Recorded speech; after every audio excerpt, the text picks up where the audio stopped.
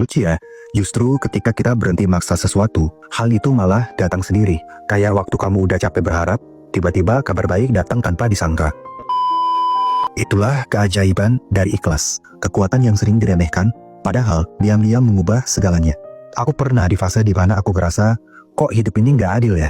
Udah usaha, udah doa, tapi hasilnya tetap nggak sesuai. Sampai suatu malam, aku sadar, ternyata selama ini aku berjuang karena takut kehilangan hasil. Dan dari situlah, aku belajar arti sebenarnya dari ikhlas. Secara ilmiah, tubuh manusia punya sistem saraf yang bereaksi terhadap setiap bentuk melepas dan menggenggam.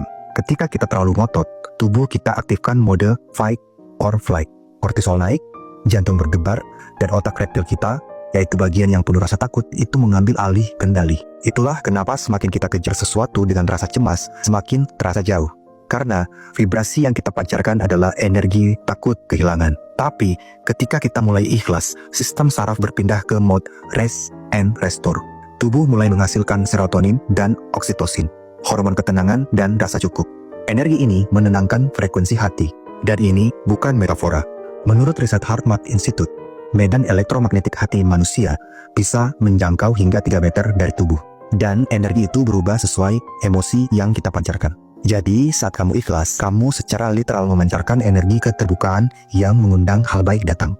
Dalam bahasa spiritual modern, ini disebut law of resonance, bukan sekedar attraction. Apa yang selaras dengan frekuensi hatimu akan datang ketika kamu sudah tidak lagi menolak. Dan dalam Islam, ini yang disebut tawakal setelah ikhtiar. Allah berfirman, barang siapa bertawakal kepada Allah, maka Allah akan mencukupinya. Di surat At-Talaq ayat 3. Artinya, ikhlas bukan berarti berhenti berharap, tapi berhenti mengontrol kapan dan bagaimana doa itu dikabulkan. Ketika kamu ikhlas, kamu bukan kehilangan arah, kamu justru menemukan kedamaian di tengah ketidakpastian. Dan menariknya, di titik itu, hidup mulai berjalan dengan cara yang kamu nggak duga. Pintu yang dulu tertutup, pelan-pelan terbuka. Karena kamu berhenti menggenggam, tanganmu akhirnya punya ruang untuk menerima.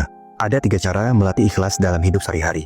Yang pertama, sadari dan rasakan emosi tanpa melawannya. Saat kecewa, jangan buru-buru bilang aku ikhlas. Rasakan dulu emosi kecewanya, kenali lukanya, dan tenangkan diri. Karena penerimaan datang setelah pengenalan, bukan penolakan.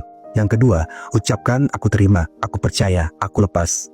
Kalimat ini sederhana tapi kuat. Ucapkan sambil menarik napas dalam-dalam. Ini bantu otak berpindah dari mode stres ke mode tenang.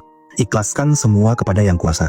Yang ketiga, fokus pada proses, bukan hasil. Karena hasil adalah hak Tuhan, tapi proses adalah bagian yang bisa kamu kendalikan.